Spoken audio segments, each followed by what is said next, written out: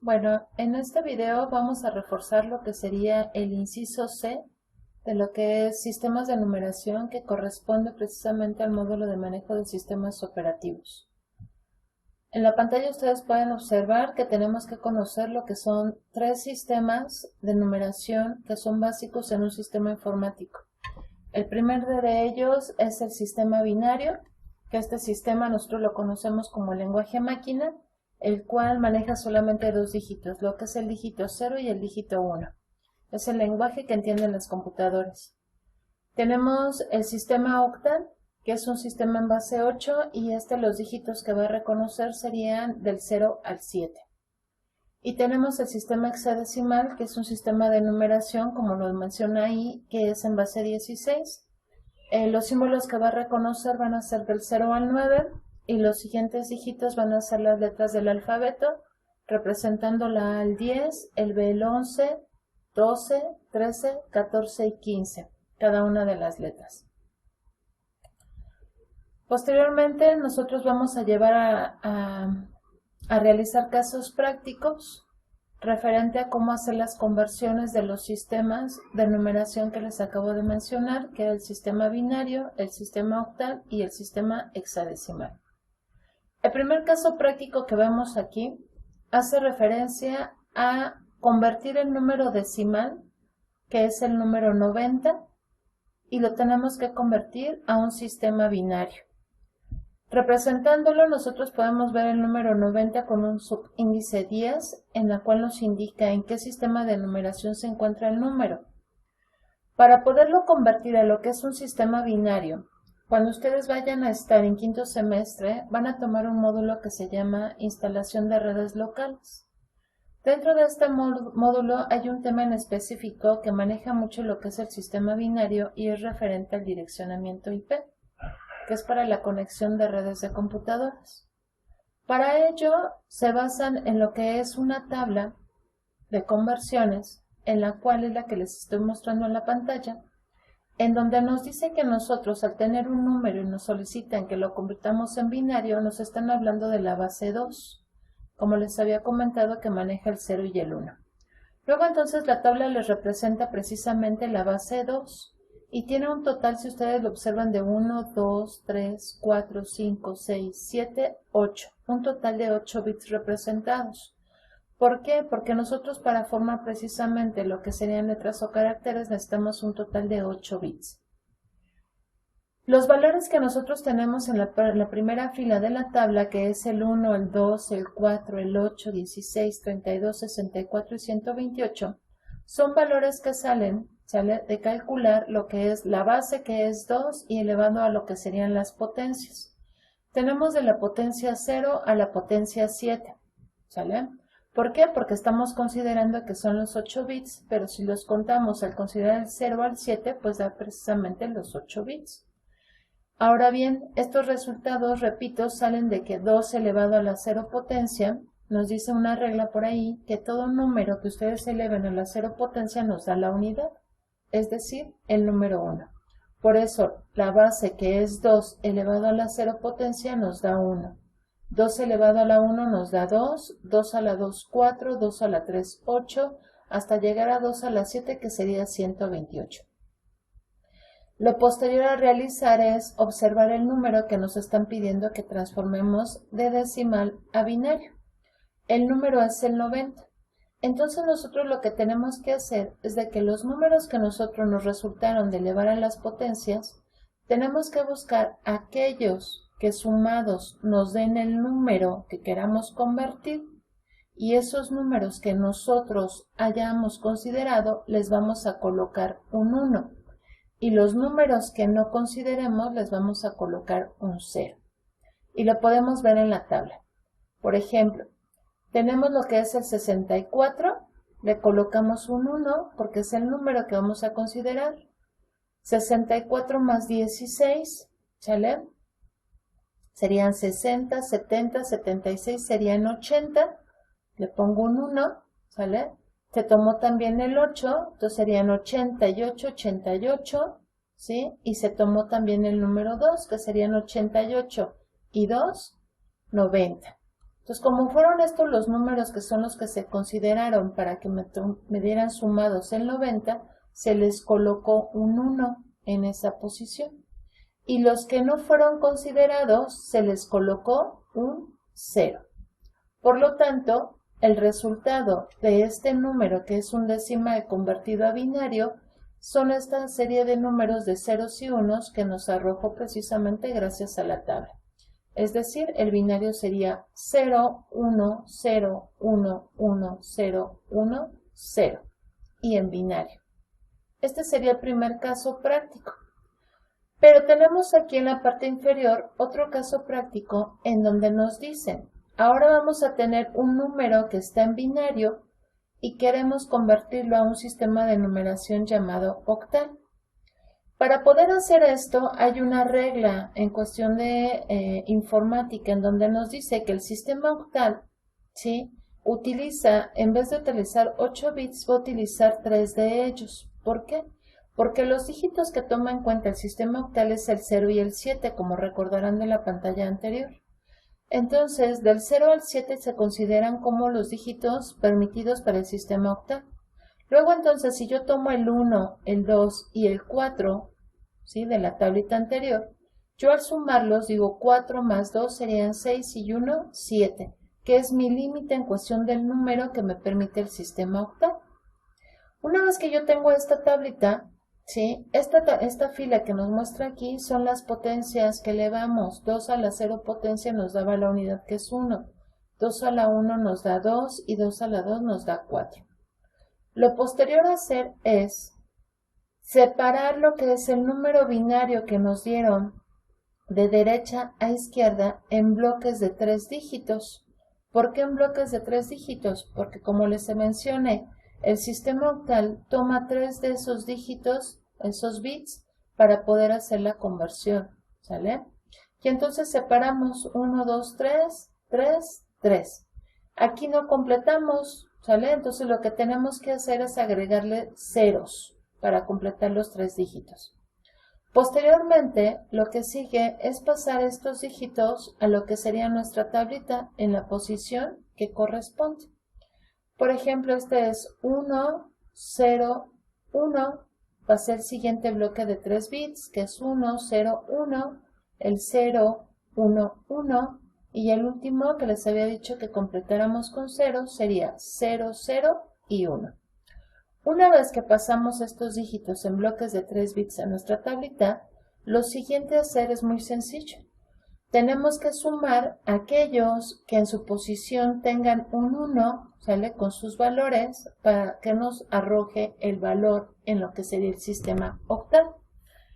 Es decir, el primer bloque de 3 bits, ¿sale?, están representados que en la posición, ¿sí?, del 4 está un 1 y en la posición del 1 está un 1.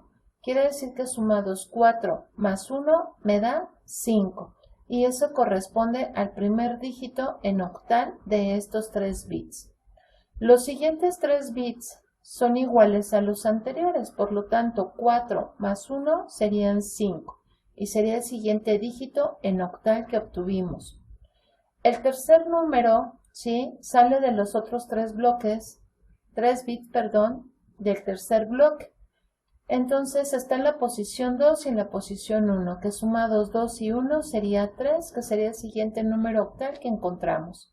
Y ya el último bloque de 3 bits era en la posición que nada más tenemos un 1 en la posición 1. Entonces quiere decir que esto sumado sería 1. Y en este ejemplo se puede observar entonces que este número binario convertido en octal es el 1, 3, 5, 5. Posteriormente, en este siguiente ejercicio, ahora nos dicen que debemos de convertir un sistema binario a un sistema hexadecimal. El procedimiento va a ser el mismo generando lo que sería nuestra tabla, pero ahora en vez de tomar 3 bits, en un sistema hexadecimal se toman 4 bits. ¿Por qué 4 bits? Porque si ustedes suman el 8, el 4 son 12 y 2, 14 y 1, 15, ¿sí? Que el sistema hexadecimal, los dígitos que toma es del 0 al 15, que es nuestro límite. Y el proceso es muy parecido al anterior ejercicio que vimos. Pero ahora en vez de separar en bloques de 3 bits, vamos a separar en bloques de 4, porque reitero, en el sistema hexadecimal se toman 4 bits. Y entonces una vez que ya los tenemos separados en bloques de 4 y cuando no nos se completen, nosotros vamos a colocar ceros. Pasamos lo que serían los dígitos y entonces este bloque corresponde a estos 4 primeros bits, este otro bloque corresponde a este otro bloque y este es el tercer bloque. Lo siguiente a hacer es ver las posiciones en que están con sus valores y hacer la suma. 1 y 1 están en posición 8 y en posición 4 serían sumados 12 y en la posición 1 serían 8, 12, 13. ¿Sale? Entonces, ¿cómo representamos el número 13 en hexadecimal? Ya no son con números, sino con las letras del alfabeto. Es por eso que aquí les coloqué otra tablita en donde dice la A representa el 10, B el 11, C el 12, D el 13, E 14 y F 15. Como encontramos el 13, entonces la representación es una letra D. Y el otro bloque, ¿sale? De 4 bits es el 4 y el 1 es 5 y ese se pasa de manera directa. Y el último bloque que nosotros separamos es 4 y 2, 6 y 1, 7. Por lo tanto, este número binario convertido en hexadecimal representa el 7, el 5 y la D en hexadecimal. Pasamos al último ejercicio o caso práctico en donde nos dice que ahora tenemos el número 132, que no es 132, disculpen, es el 1, 3 y 2. Porque si yo lo leo como les acabo de decir, entonces estoy hablando de un sistema decimal. Entonces repito, perdón, es el número 1, 3, 2 de base 8 a base 16. El procedimiento es que lo tengo en octal y tengo que pasarlo a hexadecimal. ¿Vale? Lo primero que hay que hacer es facilitarnos las cosas y pasarlo primero a binario. Para pasarlo a binario utilizamos lo que es nuestra tablita.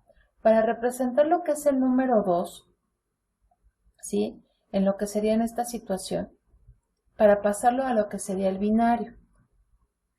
Bien, entonces para convertir el 1, 3, 2 que está en octal a lo que es el sistema hexadecimal, primero lo que debemos de hacer es pasar a binario dicho número.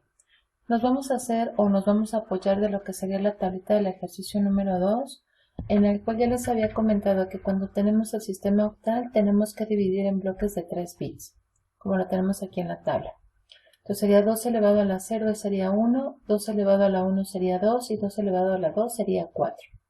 Lo siguiente es ubicar cada uno de los números que conforman lo que es el que vamos a convertir y entonces sería el número 2 y entonces ubicado en la tablita sería 0, un 1 y un 0, que es el que tenemos aquí.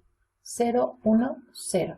El siguiente número es el 3, que sería tomar el 2 y el 1. Entonces sería 1, 1 y 0, que es el que representamos aquí. 1, 1, 0. Y el último dígito es el 1, que sería la posición 1 y los otros estarían en ceros. Entonces una vez que ya convertimos a binario, lo posterior es más sencillo. Ya podemos convertirlo a lo que sería el sistema hexadecimal.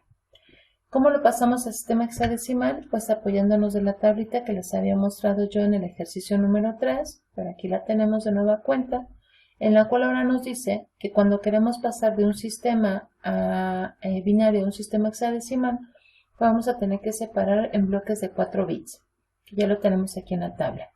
Serían los primeros 4, sería 0, 1, 0, 1, que son de aquí de izquierda a derecha, después seguiría 1, 0, 1, 0, y por último, los otros si los completamos con ceros. Sería 0, 0, 0, 0. Lo siguiente es hacer la suma de aquellos que están en posición o en valor de 1, ¿sale? Que en este caso, estos serían 0. No tiene caso de colocarlo porque es valor nulo. Después el otro sería 4 más 1, serían 5, que es el que tenemos aquí representado. Y ya el último bloque de 4 bits sería el 8 y el 2, sumados dan 10. Y entonces hay que buscarlo en cuestión de las letras del alfabeto y aquí tenemos que el 10 está representado por la letra A y aquí lo tenemos, A. Quiere decir entonces que el número 1, 3, 2 que estaba en base 8 lo convertimos primero en binario dividiendo lo que sería en bloques de 3 bits que nos dio como resultado esta secuencia de números en ceros y unos y posteriormente lo convertimos en hexadecimal separando en bloques de 4 y el resultado fue que este número en base 8, en base 16 o en hexadecimal está representado por 5A. Con esto terminamos lo que sería el inciso C correspondiente al resultado 1.1, que serían temas de reforzamiento para que ustedes puedan realizar lo que sería la actividad de evaluación correspondiente al resultado de aprendizaje 1.1. Pues bien, dando continuidad, el inciso D, también correspondiente al resultado de aprendizaje 1.1, nos habla acerca de las medidas de la información. Son las unidades de almacenamiento de la información. En la tablita podemos observar que nos muestra cuáles son las unidades que nosotros utilizamos, empezando por la unidad mínima de información conocida como un bit, que está representado por ceros y unos. Posteriormente nos habla de una unidad que se llama el nible o cuarteto, que está representado por un total de 4 bits. Después seguimos a lo que serían un bloque de 8 bits, nos representan lo que sería un byte, que es igual a una letra o un carácter del alfabeto.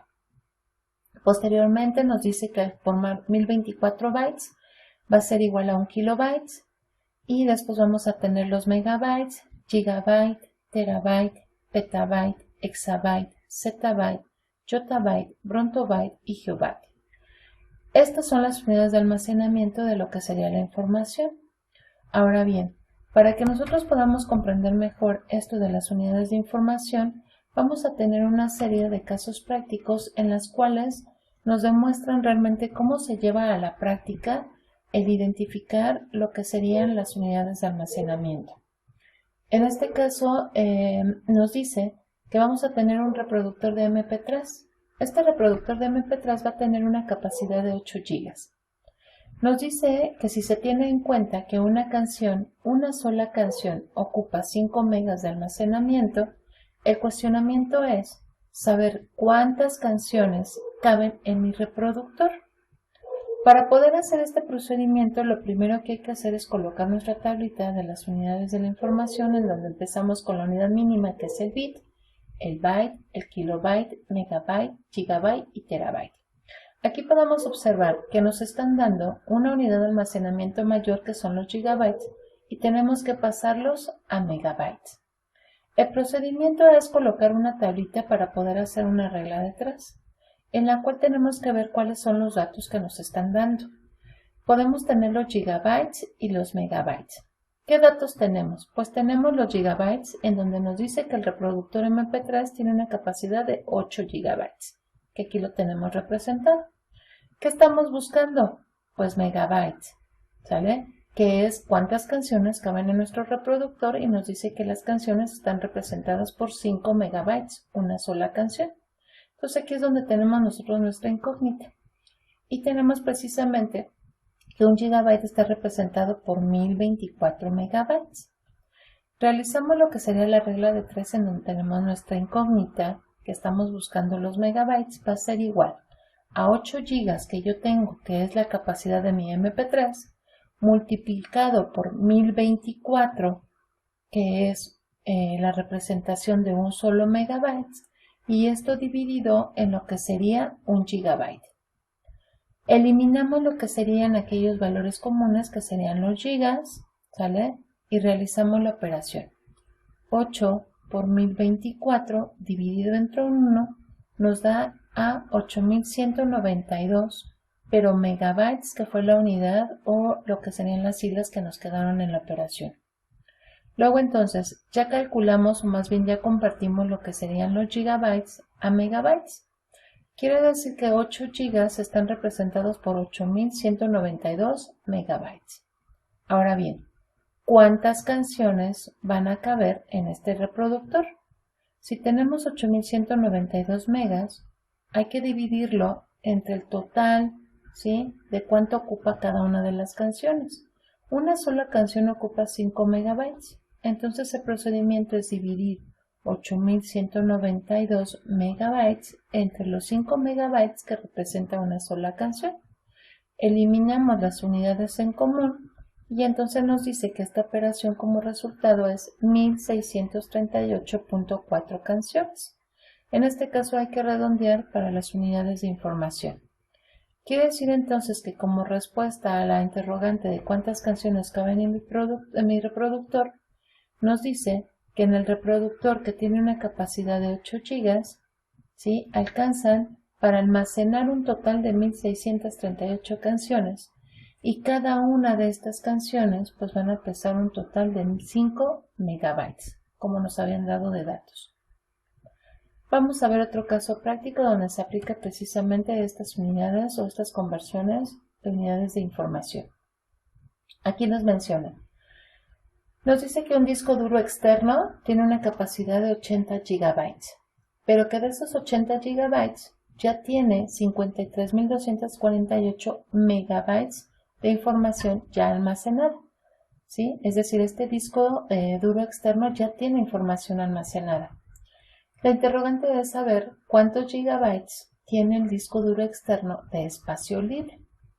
Vamos a hacer el siguiente procedimiento en el cual colocamos nuestra tablita de las unidades, que serían los bits, byte, kilobyte, megabyte y gigabyte. En este caso, vamos a convertir lo que sería de una unidad menor a una unidad mayor. Tenemos nuestra tabla para lo que sería la regla de 3, en donde debemos de colocar los datos con los que contamos. Tenemos los megabytes y tenemos la conversión a gigabytes. ¿Cuántos megabytes tenemos de información ya almacenada? 53.248. ¿Qué estamos buscando? Que cuántos gigas nos quedan de espacio libre. Quiere decir entonces que aquí un gigabyte representa 1024 megabytes.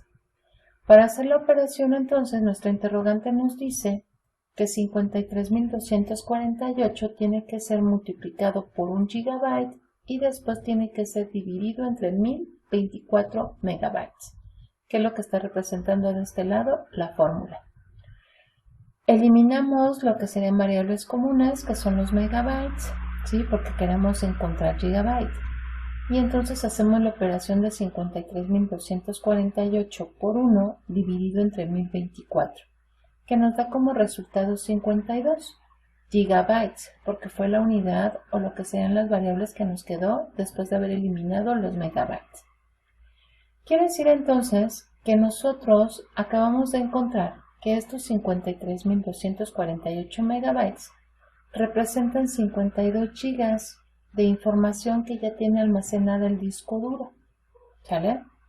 Y entonces nosotros lo que queremos saber es cuánto espacio libre tenemos. Y entonces vamos a hacer la siguiente operación en donde tenemos mi disco en total tiene 80 gigas, pero de esos 80 gigas yo ya ocupé 52. Y entonces para poder encontrar el espacio libre hacemos la operación de una resta en donde 80 gigas menos 52 gigas nos da un total de 28 gigabytes. ¿Sale? Entonces quiere decir que la respuesta al interrogante de cuántos gigabytes tiene el disco duro externo de espacio libre, la respuesta es 28 gigabytes de espacio libre. Y con esto, chicos, pues vemos nosotros la aplicación de lo que serían las unidades de información en lo que serían casos llevados a una realidad o a contextos diversos que nosotros vivimos. De igual manera, espero que estos ejercicios, estos casos prácticos y la explicación les puedan ayudar como reforzamiento de lo que sería el resultado de aprendizaje 1.1 y que ustedes puedan realizar su actividad de evaluación correspondiente.